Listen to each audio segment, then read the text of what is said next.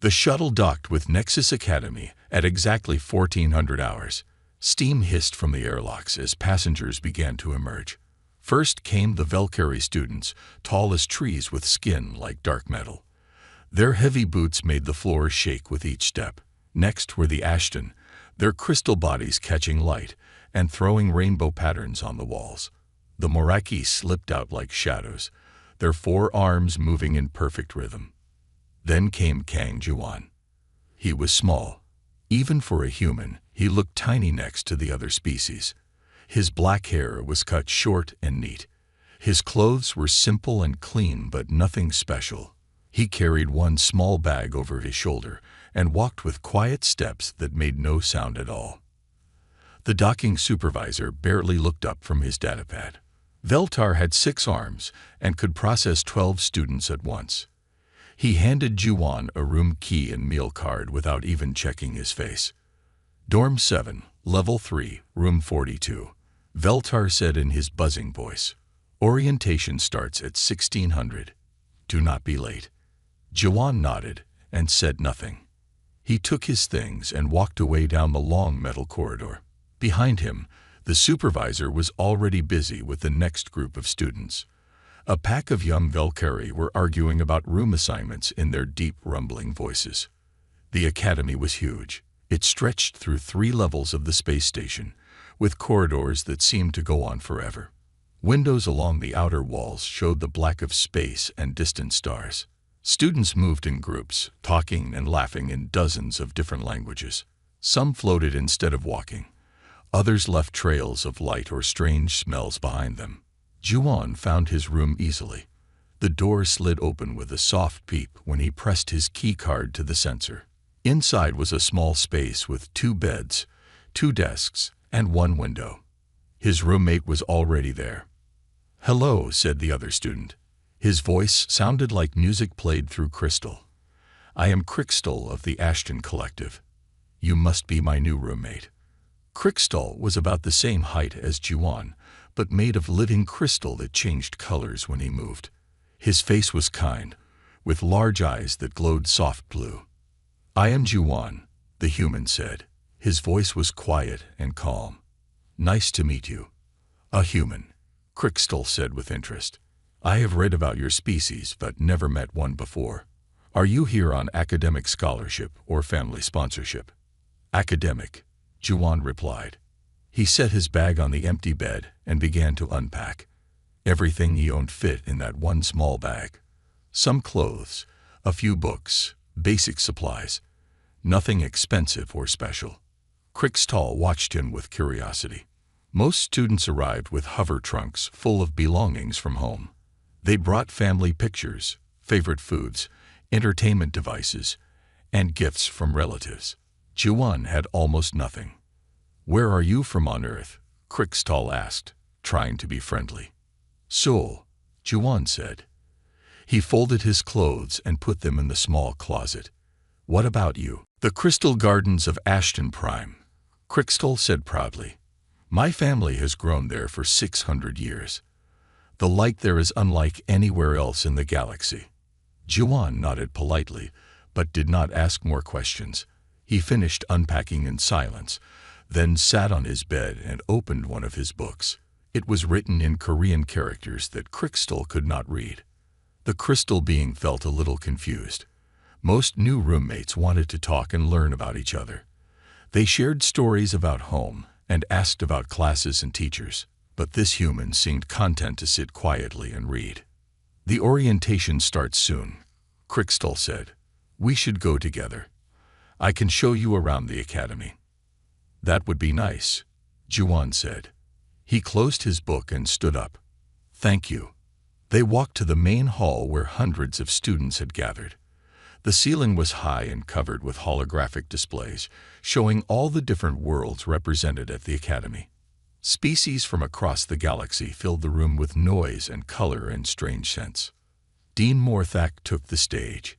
He was a Valkyrie elder, ancient and respected, with scars from old battles covering his metal skin. His voice boomed across the hall without need for amplification. "Welcome to Nexus Academy," he began. You are here because you represent the best of your species. You will learn not just facts and skills, but how to work together across the barriers of biology and culture. Jiwan listened from the back of the crowd. He was so small and quiet that other students did not notice him at all. When the dean spoke about excellence and achievement, the tall Valkyrie students stood straighter. When he mentioned cooperation, the Ashton crystals chimed softly in harmony. When he talked about honor and strength, the Moraki hunters smiled their sharp smiles.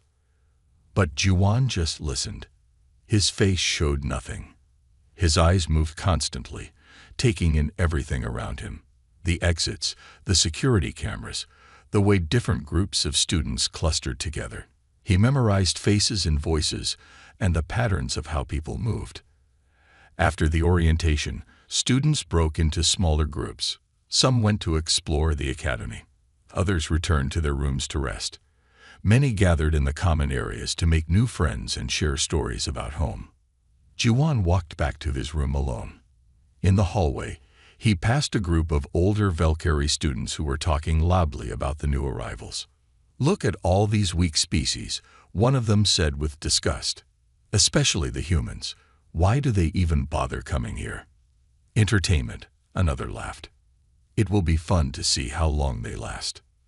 They did not notice Jiwan walking past them. To them, he was just another small, weak creature not worth their attention. They kept talking about which new students would be easy targets for their games. Back in his room, Jiwan sat at his desk and wrote in a small notebook. He wrote in Korean, using characters that looked like simple homework notes. But someone who could read the language carefully would see that he was not writing about classes or schedules. He was writing names, and next to each name, he was writing detailed notes about what he had observed. Strengths, weaknesses, behavioral patterns, and potential threat levels. Krickstoll returned later, excited about all the new people he had met. He found his roommate reading quietly again, the notebook nowhere to be seen. "The academy is amazing," Krickstoll said happily. "There are students here from 47 different worlds. The library has over 10 million texts in 800 languages. And the combat training facilities are supposed to be the best in this sector of the galaxy." "Sounds interesting," Jiwan said without looking up from his book. That night, after Krickstoll had gone to sleep, Jiwan lay in his bed staring at the ceiling. Outside their window, stars moved slowly as the space station rotated. The academy was quiet except for the soft hum of life support systems and the distant sounds of students who stayed up late. In the darkness, Jiwan's eyes did not close. He listened to every sound, catalogued every vibration through the walls. He was learning the rhythm of this place, understanding its patterns. Tomorrow, classes would begin. He would sit in the back rows and speak only when asked direct questions. Teachers would mark him as average or below average in their gradebooks. Other students would continue to ignore him or dismiss him as just another weak human trying to survive in a school meant for stronger species. And that was exactly what Jiwan wanted. No one had noticed the transfer student. Yet, 3 weeks passed at Nexus Academy like a quiet dream. Jiwan had settled into his routine. Every morning at 500 hours, he went to the gym when it was empty. He did simple exercises that looked basic but worked muscles in ways most beings could not understand. By the time other students woke up, he was already showered and dressed for classes. In the dining hall, he sat alone at a corner table. He ate simple food and watched everything around him. The Valkyrie students gathered in loud groups, talking about combat training and strength competitions. The Ashton formed perfect circles and shared knowledge through light patterns. The Moraki moved like hunters even when just getting breakfast, their eyes always scanning for threats or opportunities. Jiwan memorized it all. Who sat with whom? Who argued? Who seemed afraid? Who acted like a leader and who followed orders? He kept his small notebook hidden but wrote in it every night after Krickstoll fell asleep. Then Thakmor disappeared. Thakmor was a third-year Valkyrie student who stood nearly 3 meters tall. His metal skin was darker than most of his kind, and scars covered his arms from fights he had won. Everyone knew Thakmor because everyone feared him. He picked on smaller students for fun. Last month, he had put 2 Ashton students in the medical bay just because they sat at a table he wanted. The disappearance happened on a Tuesday night. Thakmor's roommate, another Valkyrie named Gorth, had gone home for a family celebration. When Gorth returned on Thursday, Thakmor was gone. His bed was made. His clothes were still in his closet.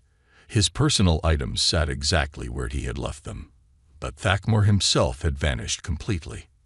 He probably dropped out, Dean Morthak announced at the morning assembly.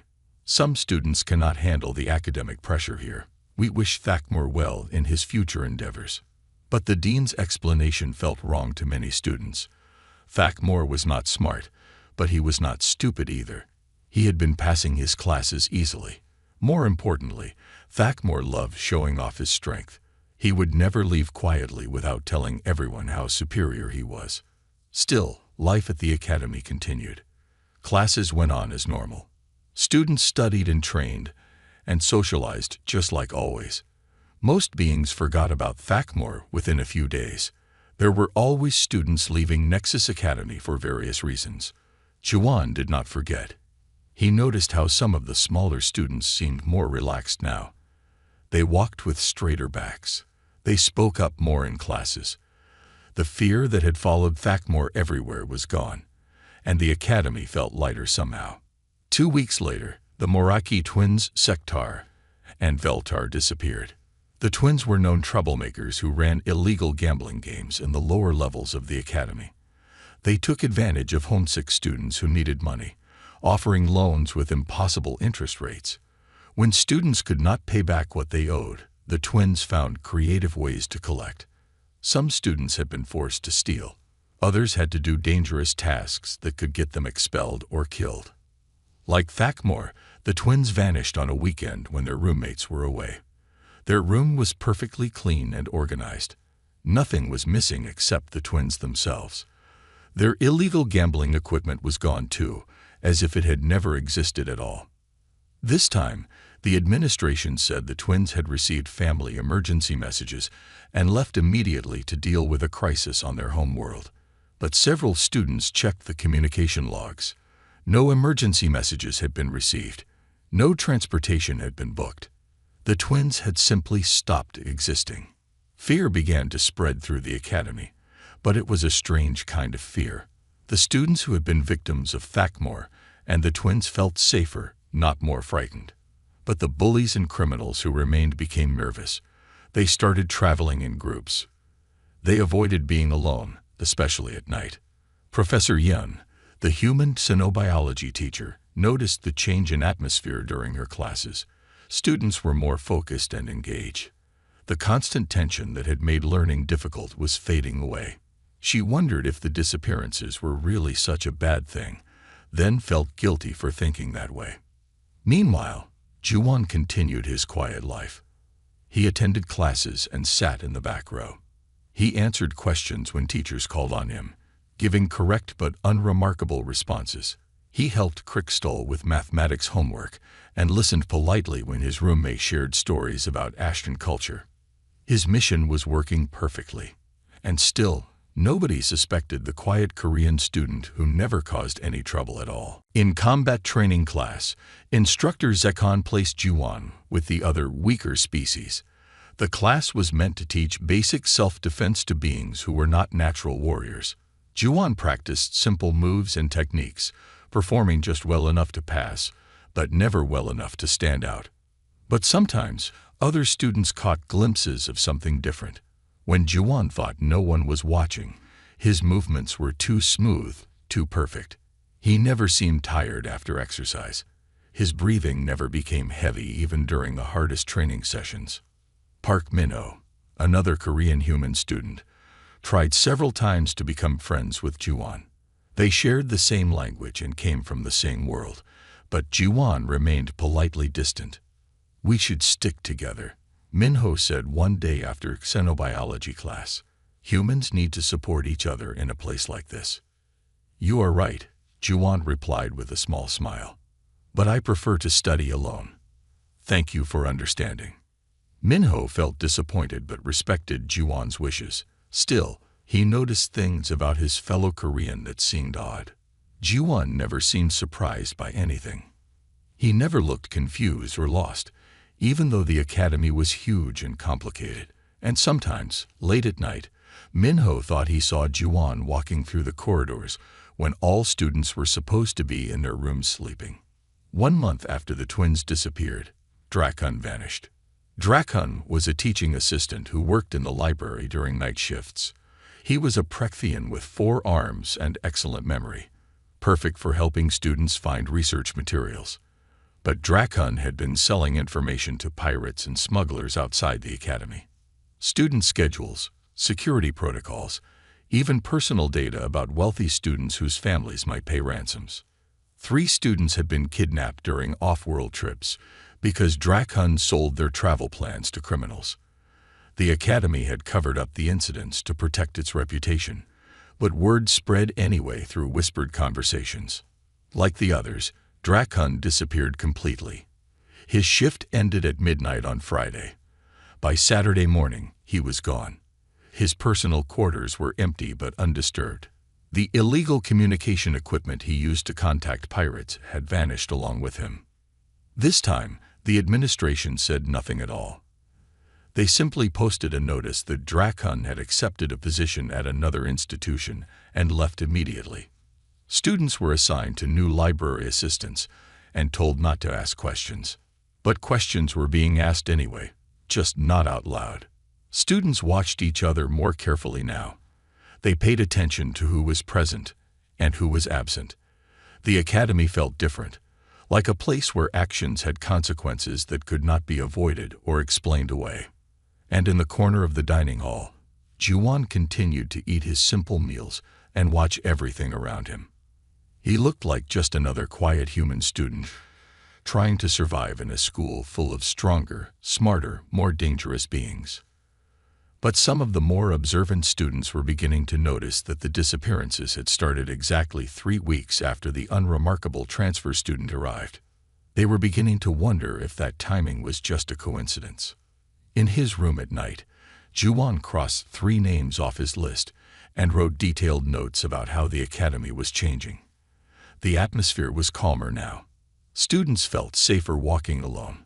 Study groups were more productive because they did not have to worry about being interrupted by bullies or criminals. Commander Zethric sat in his security office staring at 3 empty files on his desk.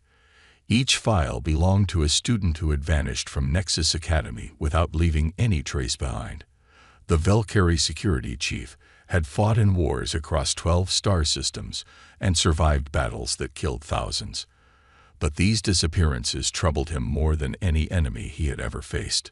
The commander was old for his species, with silver streaks running through his dark metal skin. His 4 eyes could see in multiple light spectrums, and his enhanced hearing could detect sounds that most beings missed completely.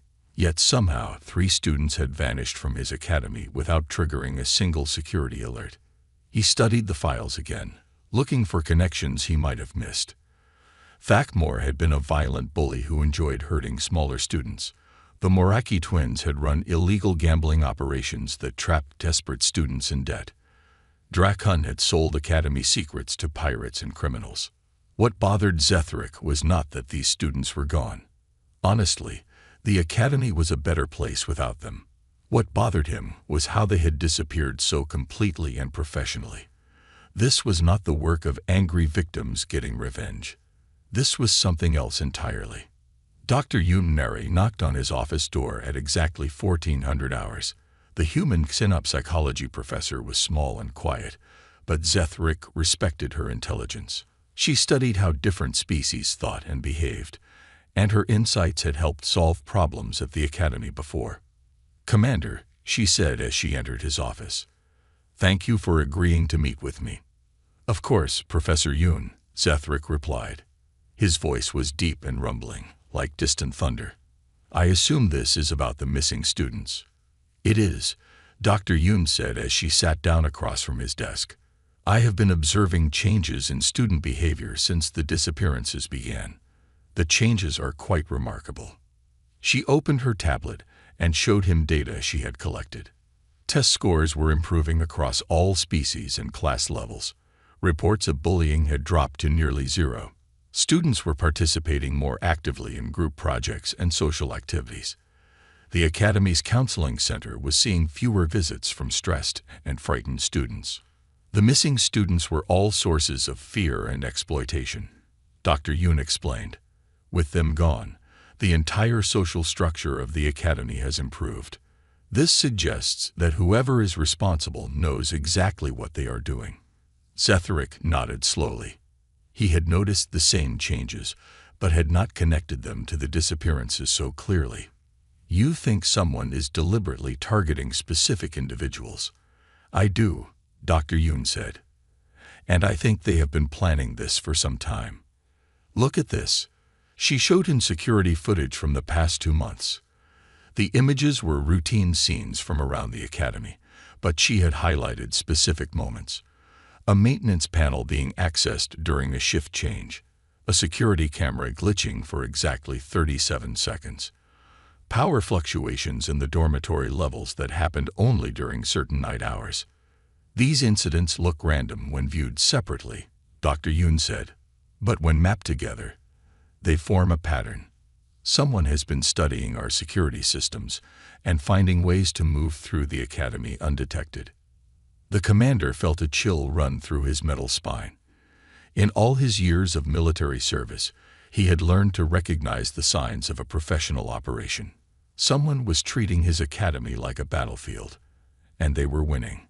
"Have you identified any suspects?" he asked. "That is the problem," Dr. Yoon replied.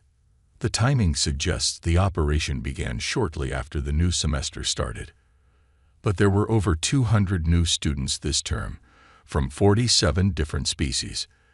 Any one of them could be responsible." Zetherick stood up and walked to the window of his office. Outside, he could see students moving through the academy courtyards. They looked happy and relaxed in a way he had not seen for years. Whatever was happening, it was making his job easier in some ways, but it was also making him feel completely out of control. "There is something else," Dr. Yoon said quietly. "I have been researching the backgrounds of our human students more carefully." The commander turned back to face her. "What did you find?" "Earth has a very different history than most species realize," she said. "While other civilizations were developing technology and exploring space, humans were perfecting warfare. They have been fighting each other for thousands of years, developing tactics and strategies that most species never needed to learn."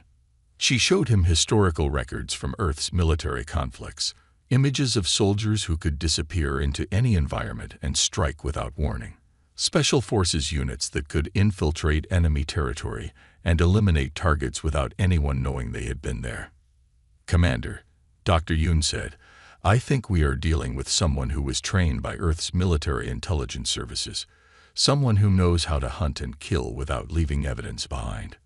Zetherick felt his combat instincts activate for the first time in years. During his military career, he had faced many dangerous enemies, but he had always been able to see them coming, to prepare defenses and plan counterattacks. This enemy was invisible, striking from the shadows and vanishing before anyone knew what had happened. "We need to review all security footage more carefully," he said. "Look for gaps, glitches, anything that seems even slightly unusual." "I already started," Dr. Yoon replied. She showed him more data on her tablet. "The pattern is extensive. Whoever is doing this has been ghosting through our systems for weeks. They know our schedules, our patrol routes, our blind spots. They have been preparing for a long time." As they talked, neither of them noticed a small figure walking past the security office window. Juwon moved quietly through the corridor, carrying books like any normal student heading to class. His expression was calm and focused, showing no interest in the important meeting happening just a few meters away. But if they had been watching carefully, they might have seen him pause for just a moment when he heard Dr. Yoon mention Earth's military history. They might have noticed the slight tightening around his eyes when she talked about professional elimination tactics. Instead, Juan continued to his xenobiology class and took his usual seat in the back row. He opened his notebook and prepared to take notes on Professor Tekwani's lecture about interspecies communication patterns. To everyone around him, he looked like exactly what he appeared to be, a quiet, unremarkable human student trying to keep up with his studies. After class, he helped the elderly professor carry her equipment back to her laboratory. Professor Tekwani was grateful for the assistance. Her old joints made it difficult to manage heavy equipment, and most students were too busy or too important to help with such simple tasks. "Thank you, Juan," she said in her soft, musical voice. "You are very kind to help an old teacher."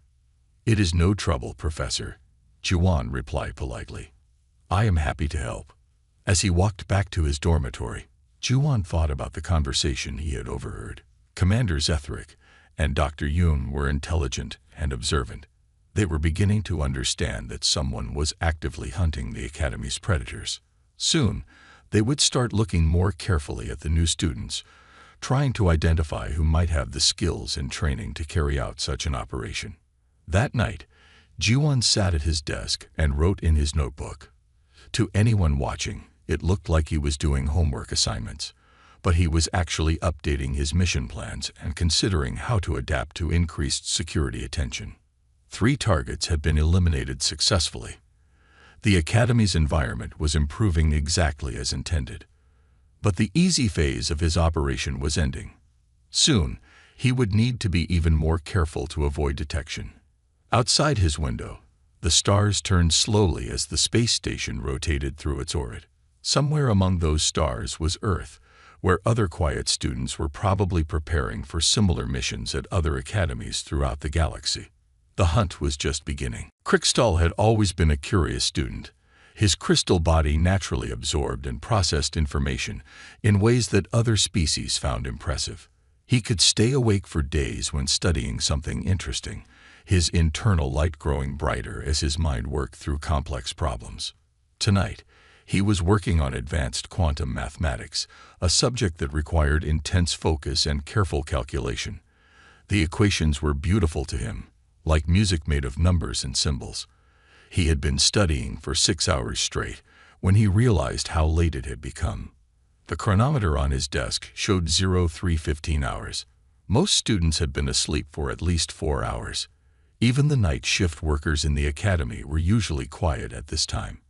Krikstal decided to take a break and get some water from the common room down the hall. As he stood up from his desk, he noticed something strange. Juwon's bed was empty. The covers were pulled back as if someone had gotten up recently, but his roommate was nowhere to be seen. Krikstal felt puzzled rather than worried. Maybe Juwon had gone to the bathroom or was getting a late-night snack from the food dispensers. But something about the empty bed seemed wrong somehow. The sheets were cold, as if no one had been sleeping there for hours. His natural curiosity took over. Krikstal stepped into the hallway and looked both ways. The corridor was empty and quiet, lit only by the soft emergency lighting that stayed on all night. Most dormitory rooms were dark behind their closed doors. But Krikstal's eyes were different from human eyes.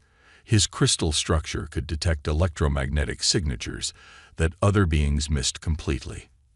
And right now, he could see a faint trail of energy leading away from their room and down the corridor. Every living being left traces of bioelectric activity wherever they went. Usually these traces faded quickly and were too weak to follow. But Krikstal had been studying electromagnetic patterns for years. He could track the signature if he concentrated hard enough. The trail led through corridors that Krikstal had never explored before, past the main dormitory area, through sections marked for maintenance access only, down stairways that did not appear on any student maps he had seen. As he followed the trail deeper into the academy's hidden areas, Krikstal began to feel nervous. Students were not supposed to be in these sections without permission. If security found him here, he could be expelled for violating academy rules. But his curiosity was stronger than his fear. The electromagnetic trail was getting stronger, which meant he was getting closer to whoever had left it. Juan must have come this way recently, but why would a quiet human student be exploring restricted areas in the middle of the night? The trail led to a maintenance shaft that connected different levels of the academy. The entrance was hidden behind a panel that looked like part of the wall. Crixtall would never have found it without following the electromagnetic signature. He pressed his ear to the panel and listened carefully. Somewhere below, he could hear very soft sounds of movement. Someone was definitely down there, moving with careful steps that barely made any noise at all. Crixtall opened the panel as quietly as possible and looked down into the shaft. A ladder led down into darkness, but his crystal eyes could see infrared patterns that showed recent heat signatures. Someone had climbed down this ladder within the past few minutes. Against his better judgment, Crixtall began to climb down. Each step on the metal ladder seemed loud in the quiet shaft, but he moved as carefully as he could. The electromagnetic trail was very strong now, leading through passages that he had never known existed. What he found at the bottom changed everything he thought he knew about his quiet roommate. The shaft opened into a section of the academy that was not on any official maps. Service corridors ran in every direction, connecting to power systems, air recycling, water processing, and communication networks. It was like a hidden city beneath the school that students were never meant to see. And moving through this hidden world like he owned it was Juan. But this was not the Juan that Crixtall knew. The quiet, unremarkable human student had transformed into something completely different. He moved through the darkness without making any sound at all, his body flowing like liquid shadow from one hiding spot to another. Crixtall watched in fascination and growing fear as Juan approached hidden panels in the walls. Each panel opened at his touch, revealing complex systems that controlled academy security. Cameras, sensors, alarm systems, communication networks, all the technology that was supposed to keep students safe. And Juan was disabling it all with the skill of someone who had done this many times before. The human's fingers moved over control panels with perfect precision. Each adjustment was small and careful, designed to create tiny glitches that would not be noticed individually. But together, these glitches created blind spots in the Academy's security network. Crixtall realized he was watching someone create invisible pathways through the Academy's defenses, corridors where cameras would malfunction at exactly the right moments, sensors that would fail to detect movement during specific time windows, alarm systems that would ignore certain types of activity. This was not the work of a student exploring where he should not be. This was professional sabotage carried out by someone with advanced training and extensive knowledge of security systems. The electromagnetic signature led further into the hidden passages, toward sections of the academy that even maintenance workers rarely visited. Crixtall followed at a distance, staying far enough behind to avoid detection, but close enough to see what was happening. What he saw next made his crystal structure flicker with shock and terror. Juan had stopped outside a hidden entrance that led to the personal quarters of Ractone, a Moraki professor who taught advanced combat techniques. Ractone was known throughout the academy as someone who enjoyed making students suffer during training. He pushed them beyond their limits and laughed when they failed or got injured. But Ractone had been doing much worse things in private. Several students had reported being forced to perform dangerous tasks for the professor in exchange for passing grades. Students who refused found themselves failing classes and facing expulsion. Those who complied often ended up hurt or traumatized. The academy administration knew about the reports, but had done nothing. Ractone was too well connected, too valuable as a teacher, too dangerous to confront directly. Now Juan was standing outside Ractone's quarters, and Crixtall could see tools in his hands that looked nothing like student supplies. These were devices designed for infiltration and elimination. Professional equipment that belonged to someone trained in warfare and assassination. Crixtall watched as Juan began working on the security locks that protected the professor's door. Each lock opened silently under his expert touch. The security systems that should have detected the intrusion had already been disabled by the careful sabotage Crixtall had witnessed earlier. In less than 2 minutes, All the barriers protecting Raktoan's quarters had been bypassed. The door slid open without making any sound. Beyond it, Krixtall could see the sleeping form of the Moraki professor, completely unaware that death had come to visit him. Juwon paused at the threshold and looked back down the corridor. For a terrifying moment, Krixtall thought his roommate had detected his presence. Those calm, quiet eyes seemed to look directly at his hiding spot. But Juwon showed no sign of alarm. After a few seconds, he stepped into Raktoan's quarters and disappeared from view. The door closed behind him with the same silent precision that had opened it. Krixtall did not wait to see what happened next. His crystal body was shaking with fear and understanding as he fled back through the hidden passages.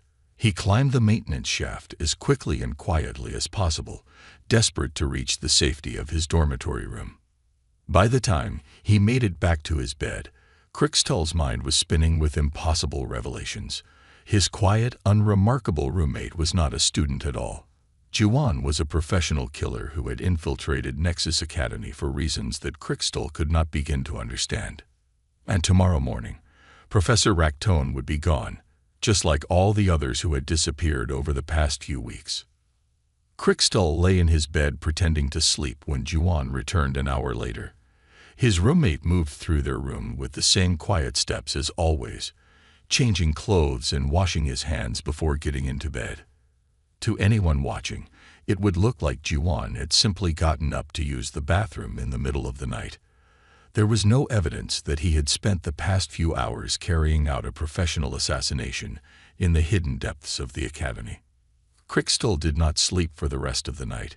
He lay in his bed with his crystal body dimmed to its lowest setting, pretending to be unconscious while his mind raced with terrible thoughts.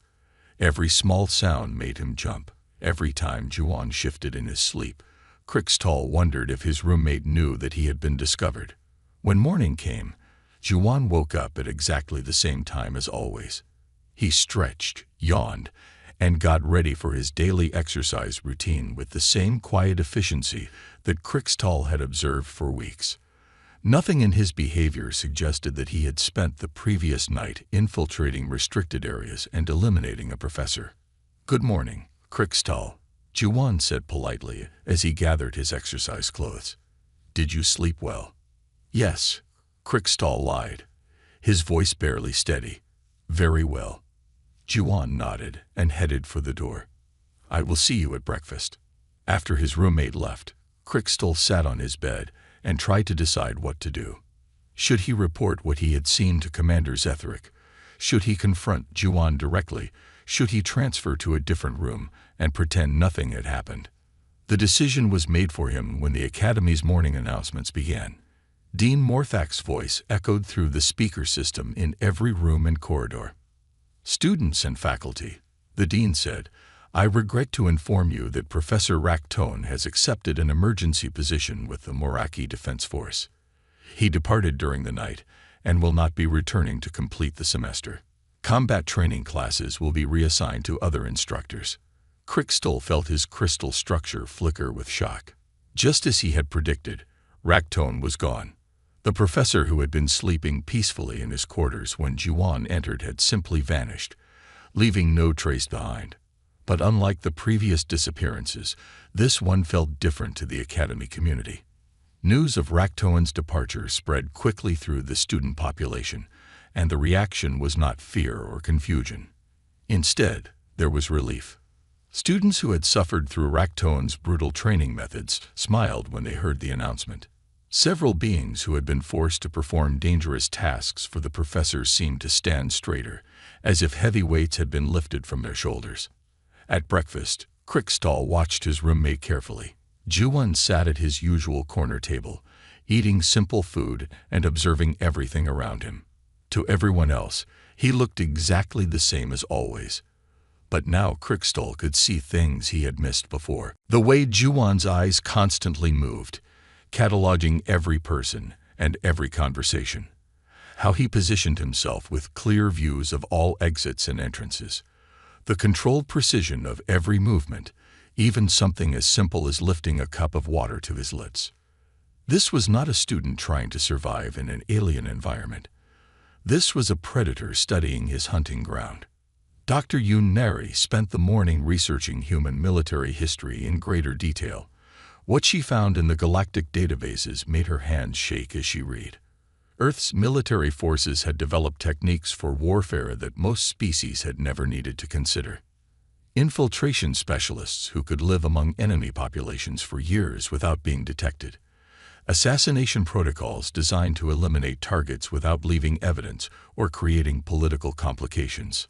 Psychological warfare methods that could destroy enemy morale without firing a single shot. Most disturbing of all were the reports about human special forces operations during Earth's integration into galactic society.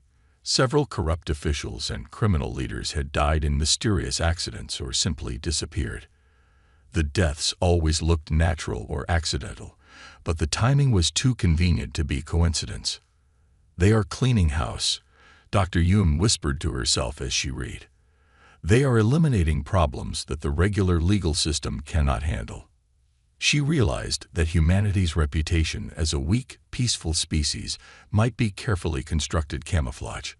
While other races saw humans as harmless victims, Earth's government was training operatives who could move through galactic society like invisible shadows. Commander Zetherick was having similar thoughts as he reviewed security footage from the past few months. The patterns Dr. Yoon had identified were even more extensive than he had first realized. Someone had been systematically mapping every weakness in the Academy's defenses. But what bothered him most was how professional the operation seemed. Military campaigns required careful planning, detailed intelligence, and precise execution. The disappearances at Nexus Academy showed all of these characteristics. "This is not the work of an angry student or a random criminal," he told his security team during their morning briefing. "We are dealing with someone who has been trained for this kind of operation." His officers exchanged nervous glances. Most of them had never encountered anything like this before. Academy security was usually concerned with preventing student pranks, breaking up fights, and catching beings who cheated on tests. They were not prepared to hunt a professional assassin. Meanwhile, Park Min-ho was beginning to notice changes in the other human students at the Academy. Ever since the disappearances began, they seemed more confident and relaxed. They participated more actively in classes, formed study groups, and even joined social activities with other species. It was as if some invisible pressure had been lifted from the human student population. They no longer walked with hunched shoulders or avoided eye contact with larger, more aggressive species.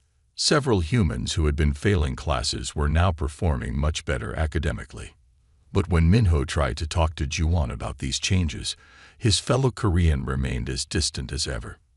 "Have you noticed how much better things have gotten lately?" Min-ho asked during their xenobiology class. "It feels safer here now."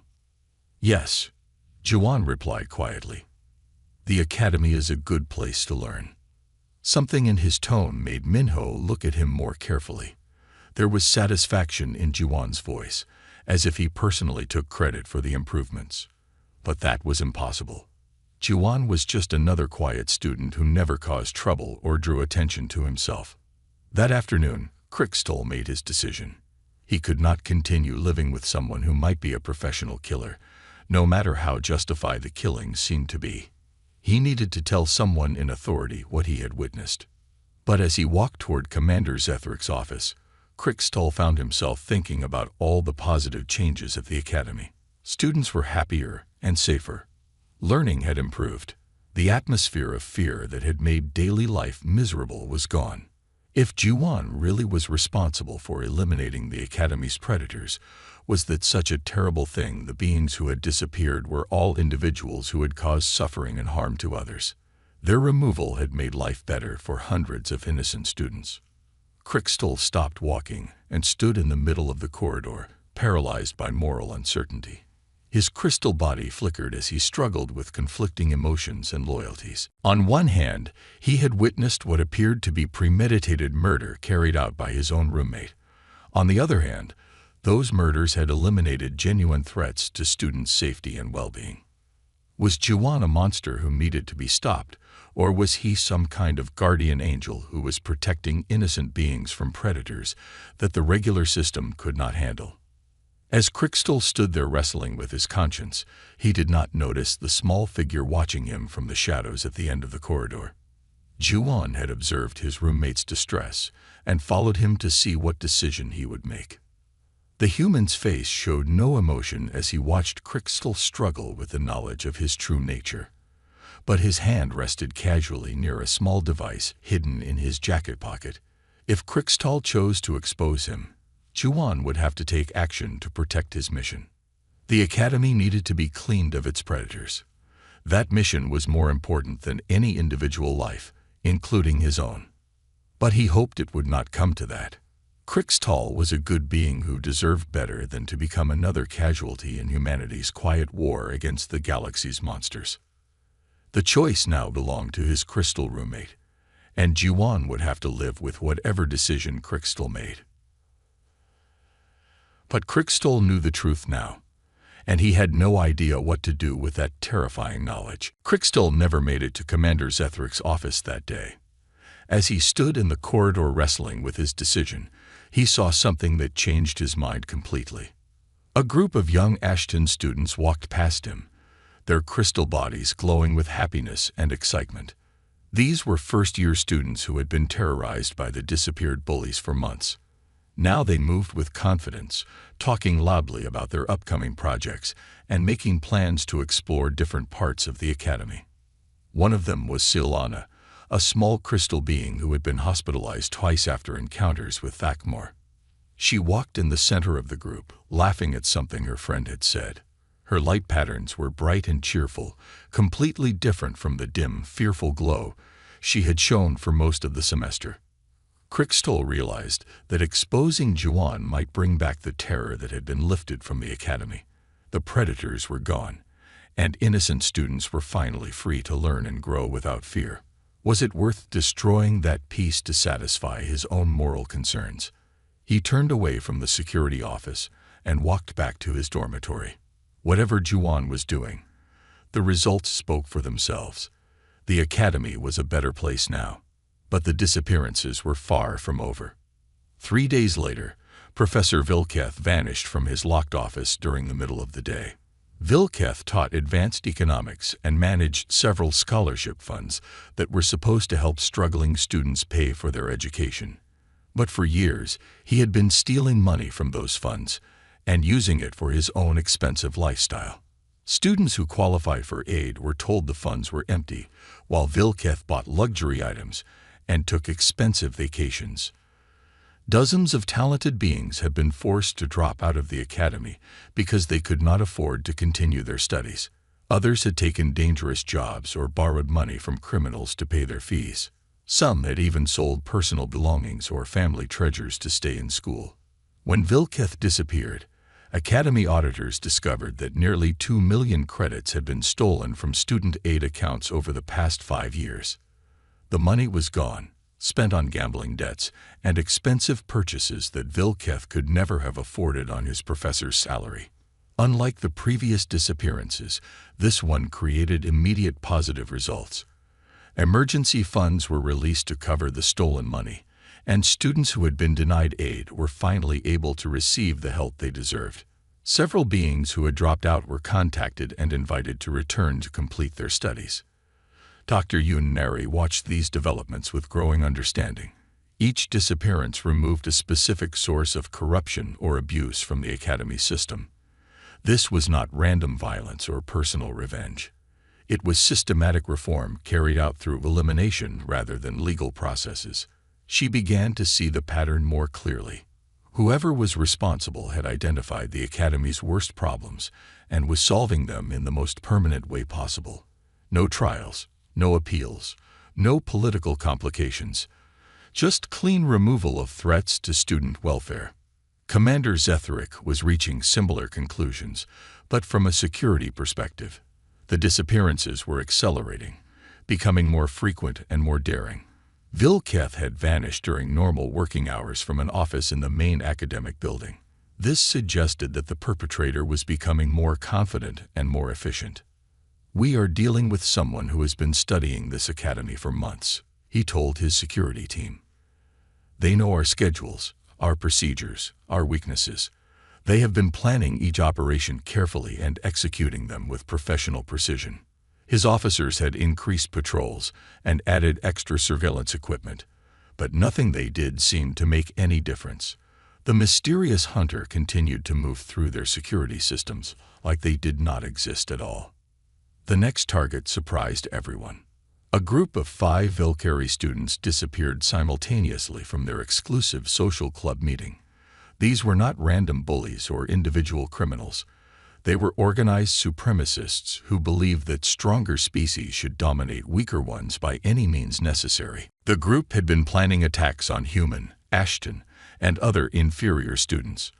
Their goal was to create enough fear and chaos to force the academy to implement species-based segregation. They wanted separate dining areas, dormitories, and even classes based on physical capabilities rather than academic merit. Security found detailed plans in their hidden meeting room. Maps of student dormitories with targets marked for harassment and assault. Schedules showing when human students would be most vulnerable to attack. Even weapons that had been smuggled into the academy for their planned campaign of terror.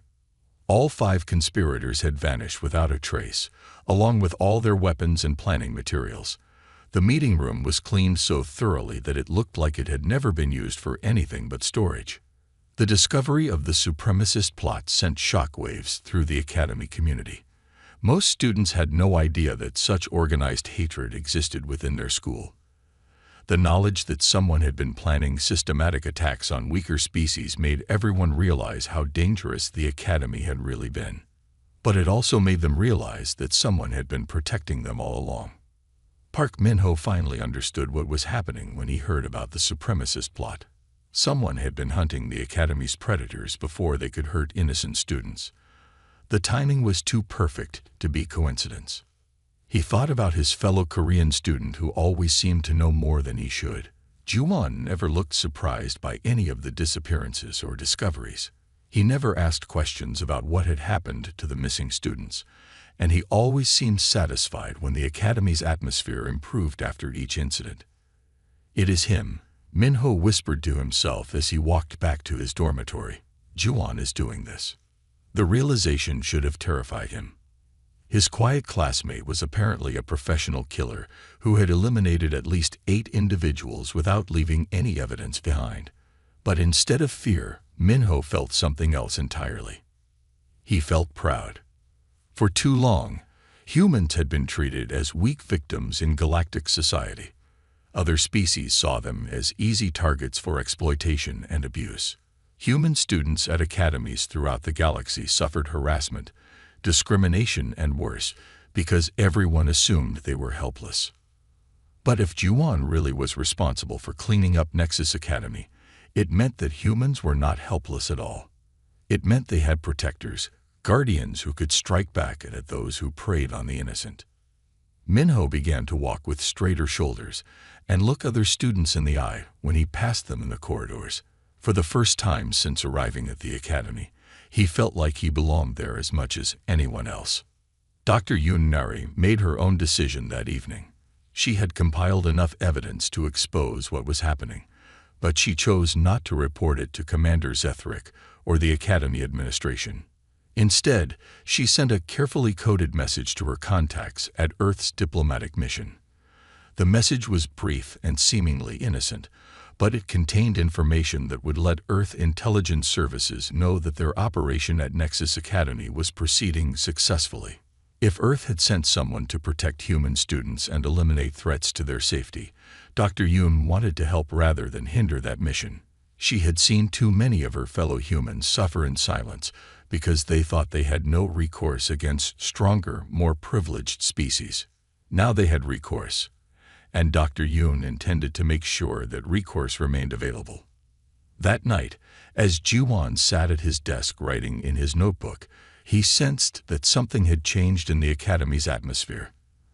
The fear and suspicion that usually followed the disappearances were still there, but they were mixed with something else now. Hope. Students were beginning to understand that someone was protecting them from the predators that the official system could not or would not stop. They did not know who their guardian was, but they were grateful for the protection. Juan allowed himself a small smile as he updated his mission notes. The academy was becoming what it was supposed to be, a place where all species could learn and grow together in safety and mutual respect. His work was far from finished, but the foundation had been laid.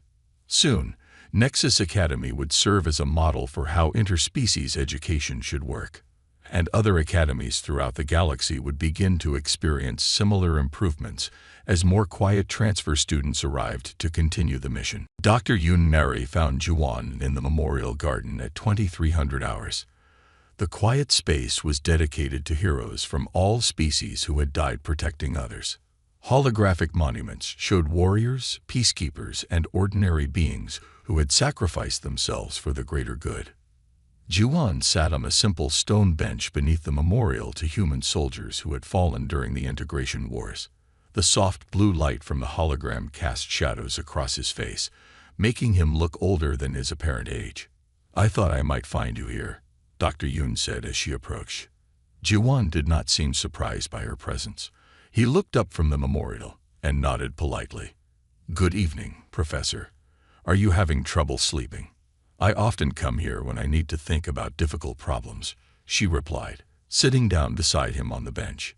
"Tonight I have been thinking about you." For a moment, neither of them spoke.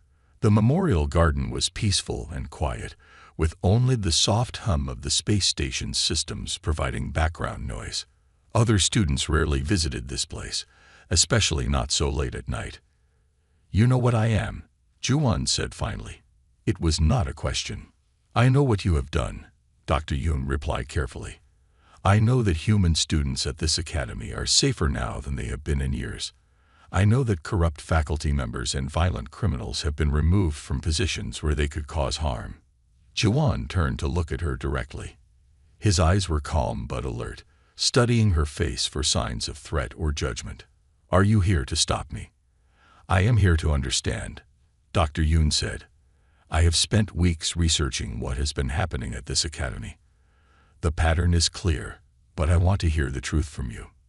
Juan was quiet for several minutes, considering his response. When he spoke, his voice was soft, but carried the weight of absolute certainty. "Earth Intelligence Services received reports about this academy 18 months ago," he began. "Human students were dying at rates far higher than other species. Officially, the deaths were classified as accidents, suicides, or medical emergencies. Unofficially, they were murders." Dr. Yun felt her hands clench into fists. She had suspected something like this, but hearing it confirmed still made her angry. "The reports came from multiple sources," Juan continued. "Former students who had survived their time here, faculty members who tried to help but were threatened into silence, even some non-human students who witnessed attacks but were afraid to speak up." "Why didn't Earth's government file official complaints?" Dr. Yun asked. "They did," Juan replied with a bitter smile. "Multiple times. The complaints were dismissed, ignored, or buried in bureaucratic processes that went nowhere. This academy has too many powerful connections, too much political influence. The official channels were useless." Dr. Yun nodded slowly. She had seen how academy politics worked. Wealthy families from influential species could make problems disappear with donations and pressure. Justice was often sacrificed to maintain relationships and funding. "So they sent you," she said. "They sent me," Juan confirmed. "Not to wage war or create diplomatic incidents. My mission was to solve the problem quietly and permanently. Remove the predators, protect the innocent, restore balance." "How many others like you are there?" Dr. Yun asked. "Enough," Juan said simply. "This academy is not the only place where human students have been targeted. There are dozens of schools throughout the galaxy where similar problems exist. Earth is addressing each situation appropriately." Dr. Yun realized the full scope of what she was hearing. Earth had not just sent one operative to fix one problem. They had launched a coordinated campaign to protect human students across the entire galaxy. The quiet, unremarkable transfer students arriving at academies everywhere might all be part of the same mission. The galaxy sees humans as weak because we allow them to, Juan said, echoing something she had heard before. Most species believe we are natural victims, easy targets for exploitation and abuse.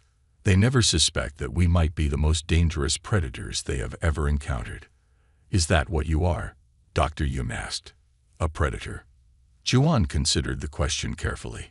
I am what I need to be to protect my people. If that makes me a predator, then yes, but I only hunt those who prey on the innocent. He stood up from the bench and walked over to the human memorial. The holographic images showed soldiers from Earth's various conflicts, beings who had died fighting for freedom and justice. Some were young, barely older than academy students. Others were veterans who had served for decades before making their final sacrifice. Every one of these soldiers died to protect people who could not protect themselves, Juan said.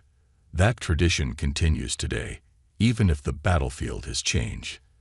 Instead of open warfare, we fight in shadows. Instead of military uniforms, we wear student clothes. But the mission remains the same. Dr. Hume joined him at the memorial. What happens when your mission here is complete? There are still problems to solve, Juan replied. Not all of the Academy's predators have been eliminated yet. Some are more careful than others, harder to reach. But they will be dealt with eventually. And after that, I will move on to the next assignment, Juan said. There are always more innocent people who need protection, more predators who need to be stopped. Dr. Hume felt a chill run down her spine. This quiet young man was describing a life dedicated entirely to hunting and killing, moving from target to target without rest or normal relationships. It seemed like a lonely and terrible existence. Do you ever regret what you do? She asked. Juan turned to face her again. For the first time, she saw something other than calm professionalism in his eyes. There was sadness there, and perhaps loneliness, but also unshakable determination. I regret that it is necessary, he said. I regret that beings like Thakmor and Ractone exist in the first place. I regret that official systems fail so often to protect the innocent from those who would harm them. He paused, looking back at the memorial. But I do not regret stopping them, he continued. I do not regret making this academy a safer place for students like Park Minho and Silana. I do not regret giving human students the chance to learn and grow without fear. Dr. Hume realized that she was looking at someone who had sacrificed his own normal life to protect others. Juan would never have the typical student experience of making friends, falling in love, or discovering his own interests and talents. He was a weapon shaped by Earth's intelligence services and pointed at humanity's enemies. What can I do to help? She asked. Juan looked surprised by the question. You want to help? I want human students to be safe, Dr. Hume said firmly. I want this academy to be a place where all species can learn together without fear or prejudice. If supporting your mission helps achieve those goals, then I will support it. For the first time since she had known him, Juan smiled with genuine warmth. Keep doing what you are already doing, he said. Watch over the human students. Help them succeed academically and socially. Be the supportive presence they need to thrive in this environment. And if anyone gets suspicious about the disappearances, let me worry about that, Juan replied. Your job is to be a teacher and protector in the ways that matter most. Mine is to handle the threats that cannot be dealt with through normal channels. They stood together in comfortable silence for several minutes, watching the memorial holographs cycle through images of heroes from across human history. Finally, Dr. Hume prepared to leave. Will I see you again after tonight? She asked. I will still be here until my mission is complete, Juan said. I will still attend your classes and pretend to be a normal student. But now you will know what to look for when you see other quiet transfer students arriving at other academies. Dr. Hume nodded and walked away, leaving Juan alone with the memorial to Earth's fallen heroes. As she made her way back to her quarters, she felt a strange mixture of emotions. Fear at the scope of what Earth was doing, pride in her species' determination to protect their own, and hope that someday such protection would no longer be necessary. Behind her, Juan remained in the memorial garden until dawn, thinking about the next phase of his mission and the challenges that still lay ahead. The remaining predators at Nexus Academy finally realized they were being hunted. Chancellor Vextar was the first to understand the pattern. As head of Academy security operations under Commander Zethric, he had access to all the classified reports about the disappearances. More importantly, he had his own secrets to protect. For years, Vextar had been running a trafficking operation that sold information about vulnerable students to criminal organizations throughout the galaxy. Wealthy families paid him to identify students who could be kidnapped for ransom. Criminal gangs bought data about students with useful skills who could be forced into illegal activities. When he realized that someone was systematically eliminating the Academy's corrupt elements, Vextar knew his own time was running short. He reached out to the other remaining criminals and corrupt faculty members, suggesting they work together for mutual protection.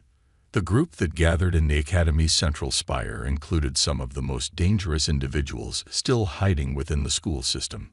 Dean Morthak himself was part of the conspiracy, having taken bribes for years to cover up crimes and ignore student complaints. Professor Quindar had been selling grades and academic credentials to unqualified students whose families could afford his prices. 6 others joined them, each with their own reasons to fear the mysterious hunter who had been cleaning house at the Academy. Together, they represented decades of corruption, abuse, and exploitation that had made life miserable for countless students. "We know someone is targeting us," Vextar said as the group gathered in the Spire's conference room. "We need to draw them out and eliminate the threat before we all disappear like the others." "How do we fight an enemy we cannot see?" asked Professor Quindar nervously. "We use bait," Dean Morthak replied with a cruel smile. "We take hostages that our hunter will want to protect. Human students, specifically. When the killer comes to rescue them, we will be ready." The plan was simple but effective. They would kidnap several human students and hold them in the central spire, which had the best security systems in the Academy. The mysterious hunter would be forced to come to them, entering a controlled environment where they would have every advantage. Park Minho was the first to be taken. He was grabbed while walking alone from the library to his dormitory after a late study session. A stunning device knocked him unconscious before he could call for help, and he was carried to the spire through maintenance corridors that avoided most security cameras. 3 other human students followed over the next 2 hours. Su Jin from second-year engineering, Taeho from first-year xenobiology, and Mine from third-year diplomatic studies. All were chosen because they were known to be friendly with other species and active in Academy social life. The conspirators set up their trap carefully. The Central Spire's conference room became a fortress, with all entrances monitored by armed guards and automated defense systems. The 4 human hostages were secured but kept visible through the large windows that overlooked the Academy's main courtyards. "Come and get them," Vextar whispered as he watched the empty corridors below. "Show yourself, Hunter." But Juan did not come charging to the rescue like they expected. Instead, the lights went out. Not just in the conference room, but throughout the entire central spire. Emergency power systems that should have activated automatically remained dead. Backup generators that were tested monthly refused to start. Even portable lighting devices brought by the guards flickered and died within minutes. "This is impossible," Dean Morthak growled in the darkness. "The power systems have multiple redundancies. They cannot all fail at once." But they had failed because someone with intimate knowledge of the Academy's infrastructure had spent weeks preparing for this moment. Hidden explosives placed months earlier had destroyed key power junction boxes. Carefully planted computer viruses had infected backup control systems. Manual overrides had been sabotaged so subtly that maintenance crews would need days to discover the problems. Juan had turned the central spire into a tomb. The guards posted at the entrances began reporting strange noises in the corridors, sounds of movement that could not be traced to any specific location, shadows that seemed to move independently of any light source. Equipment malfunctions that happened one after another in perfect sequence. He is in the walls, Vextar realized with growing terror. He is using the maintenance systems to move around us. The first guard died silently at his post by the main entrance. His communication device went dead in the middle of a routine check-in, but when his replacement went to investigate, there was no body to be found. Only an empty chair and a weapon that had never been fired. The second guard vanished from the elevator shaft he was supposed to be watching. Security cameras showed him standing at his post 1 second, and then nothing but empty space the next. No sound, no struggle, no indication of what had happened to him. "This is not possible," Professor Quindar whispered, his voice shaking with fear. No single being could do this. He must have help. But there was no help. Juwon moved through the darkened spire like a ghost, using skills that few beings in the galaxy could match. His human eyes adapted to the darkness better than most alien species.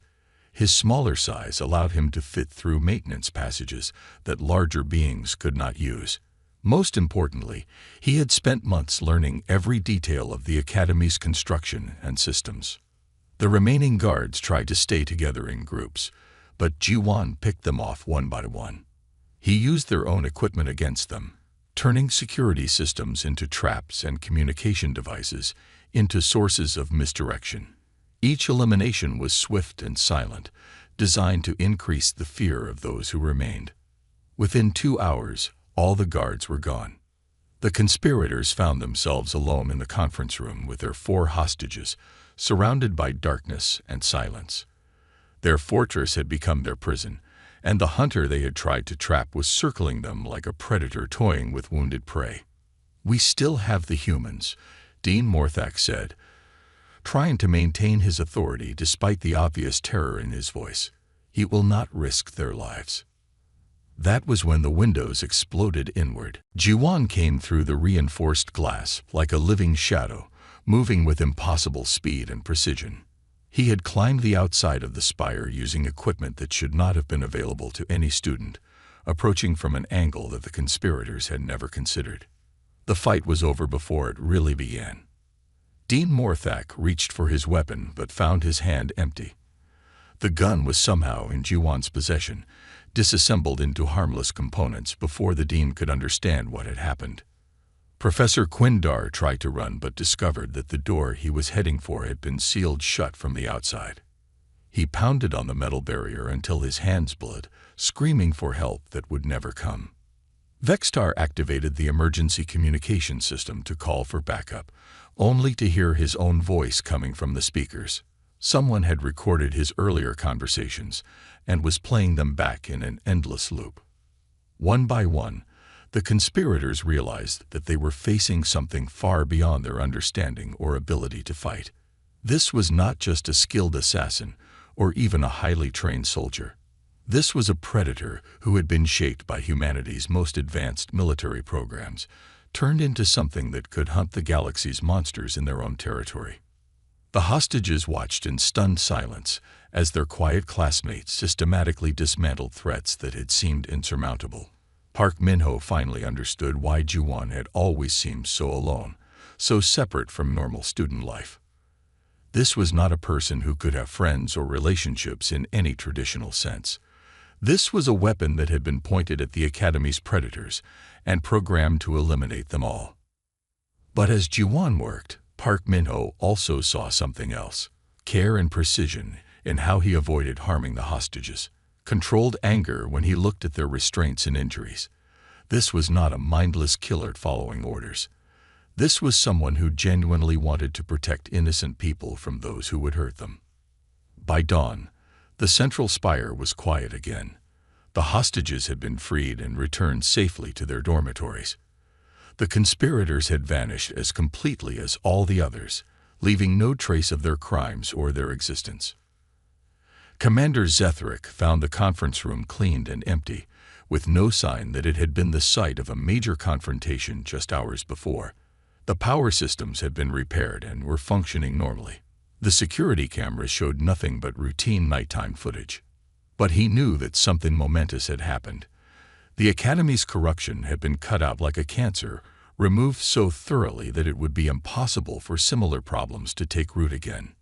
And somewhere in the Academy, a quiet transfer student was probably sitting in class, taking notes and blending into the background, as if nothing had happened at all. 3 months after the night in the Central Spire, Nexus Academy had transformed into something entirely different. The changes were visible everywhere. Study groups met in common areas without fear of being interrupted by bullies. Students from different species worked together on projects with genuine enthusiasm and mutual respect. The dining hall buzzed with friendly conversation in dozens of languages as beings who had once been afraid to speak up now shared stories and ideas freely. Commander Zetheric walked through the Academy's corridors with a mixture of professional satisfaction and personal confusion. Crime rates had dropped to nearly zero. Student complaints about harassment or discrimination had vanished completely. Academic performance had improved across all species and class levels. By every measure that mattered, Nexus Academy had become the model educational institution it was always supposed to be. But the commander knew that this transformation had come at a cost that would never appear in any official report. 18 individuals had disappeared over the course of 1 semester. Faculty members, administrators, and students who had made life miserable for countless innocent beings. All gone without a trace, their crimes eliminated along with their existence. The commander had never found concrete evidence of who was responsible, but he had his suspicions. His investigation had led him to examine the Academy's human students more carefully, and one name appeared in his notes more often than any other. Kang Juan remained exactly what he had always appeared to be, a quiet, unremarkable student who attended classes, completed assignments, and stayed out of trouble. His academic record was solid but not exceptional. His social interactions were polite but limited. Nothing about him suggested the kind of advanced training and deadly skills that would be required for the elimination campaign. But the timing was impossible to ignore. The disappearances had begun exactly 3 weeks after Juwan's arrival and ended exactly 1 day after the confrontation in the Central Spire. Every security anomaly and system malfunction during that period could be traced to areas where Juwan had legitimate reasons to be present. The commander could have pursued the investigation further. He could have subjected Juwan to intensive questioning, advanced scanning procedures, and detailed background checks that might reveal the truth about his identity and training. Instead, Commander Zetheric chose to close the case and mark it as resolved through natural causes and voluntary departures. The Academy was safer now. Students could learn and grow without fear. The corruption that had poisoned the institution for years had been cut away completely. Those results were more important than satisfying his curiosity about how they had been achieved. Dr. Yoon Nari had made a similar decision. She continued to teach her synopsychology classes and support human students, but she also kept watch for other quiet transfer students who might arrive at academies throughout the galaxy. Her research into human military capabilities had given her insights that she shared carefully with trusted colleagues who might need to recognize similar situations. The message was spreading quietly through academic networks. Earth's children were no longer helpless victims. They had guardians now, protectors who could strike back at those who preyed on the innocent. Park Min-ho had grown into a confident young man who stood up for himself and others. The terror he had experienced as a hostage had been balanced by the knowledge that someone had risked everything to save him. He began organizing study groups and social activities that brought different species together, building the kind of community that the Academy's founders had originally envisioned. During one of these gatherings, he approached Juwan and invited him to join the group. "We could use someone with your perspective," Min-ho said carefully. "You understand things that the rest of us are still learning." Juwan considered the invitation for several seconds before nodding. "I would like that. Thank you." It was a small step, but it represented something important. The Guardian was beginning to allow himself to be part of the community he had worked so hard to protect. Krikstal had become one of Juwan's closest friends, though their relationship was built on an understanding that neither of them spoke about directly. The crystal being knew exactly what his roommate was capable of, but he also knew that those capabilities were used only to protect innocent people from genuine threats. They studied together, attended classes together, and even explored parts of the academy that Juan had once infiltrated for very different purposes. The friendship was complicated by secrets and unspoken knowledge, but it was real and meaningful to both of them.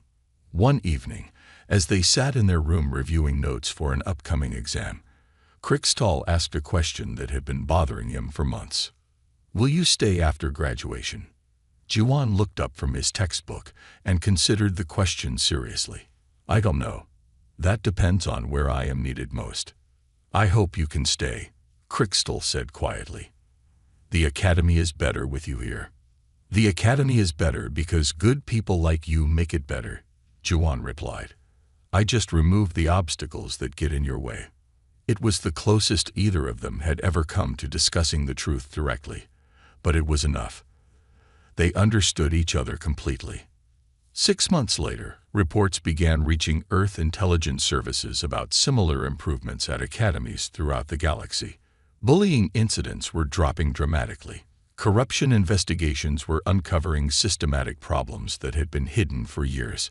Student safety and academic performance were improving at institutions that had struggled with these issues for decades. The quiet transfer students were doing their work well. But something unexpected was happening too. The improved environments were creating opportunities for genuine cooperation and friendship between species that had rarely interacted peacefully before. Students who had been enemies or strangers were becoming allies and friends. A new generation was growing up with different expectations about how species should treat each other. They had seen what happened when the strong preyed on the weak, and they had also seen that such behavior would not be tolerated.